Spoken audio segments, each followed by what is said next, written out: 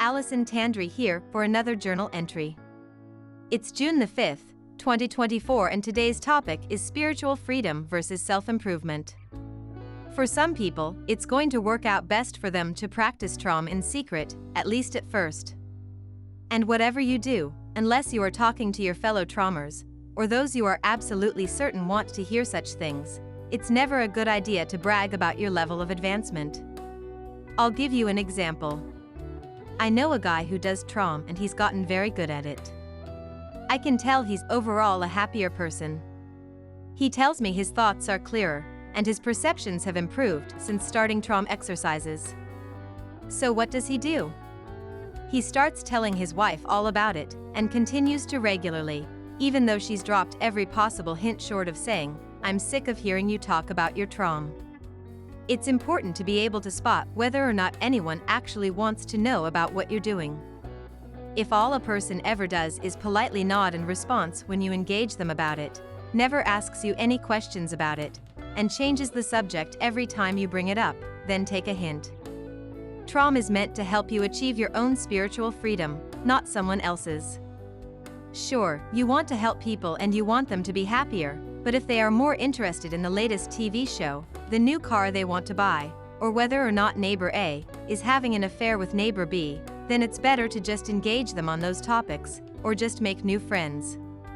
If one is still absorbed in the hectic, erratic games we play on Earth, and is still more interested in winning them than being free of their compulsion to play them, that's their choice. Respect it. Back to my friend, who didn't really get what I just said until the day his wife said to him something like, "If you've improved so much, how come you still leave dirty dishes in the sink when you go to bed?" Now when one human says something like that to another, it's beyond rude, and crosses over into the category of just plain evil. But let's give the alleged evil wife the benefit of the doubt for a moment. I mean, I don't know exactly what my friend said to her, but I can imagine if it went something like, "You know, honey, you really overreact to things, and I used to myself. I don't anymore, because I do TROM. I think you should try it," then he's practically asking for it. You never use what Dennis teaches to give other people the impression you are better than they are. You only ever want to tell others that you are better than you used to be. Some people will say it to you first, and that, I think, is one of the best indicators that you are making progress. Yet, even to those whom you just casually mention what you are doing to, there will be a handful out of them who will want to cut you down and try to make you doubt what you are doing. Some people are that malicious. Others simply don't understand the difference between self-improvement and spiritual freedom. TROM is not a self-improvement program per se. Sure, it's common that TROMers will experience things like clearer thinking, heightened perception, a feeling of being more alive, more capable of studying, working, and communicating. Those are not the main purposes of TROM. TROM has one main purpose, and that's your spiritual freedom. We made a video on this channel entitled Spiritual Freedom Defined, which is based on one of my audio lectures which goes into more detail on what this means. But to keep things short and sweet for the sake of my journal entry, I'll only say that spiritual freedom increases the more you rid yourself of your compulsions to play games with your mind, and in life. If you have some idea of what the perfect person is and you are hectically trying to live up to it, or you are continually trying to impress upon others how spiritually advanced you are, or have any such silly idea that you are going to go free as a spiritual being once you've accomplished X or Y, then you are not heading towards spiritual freedom. You're heading further into the trap.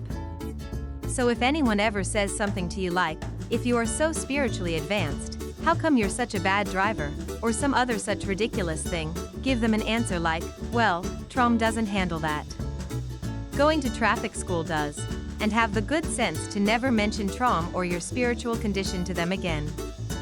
And if it's someone you are forced to interact with daily like a coworker, family member, or your spouse, just let them talk about their TV shows, new car, or whatever gossip is on their mind.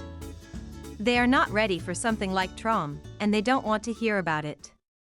The people who come up to you and say, "You look so much happier lately, why is that?" and are sincerely happy for you, are the ones you want to tell all about TROM.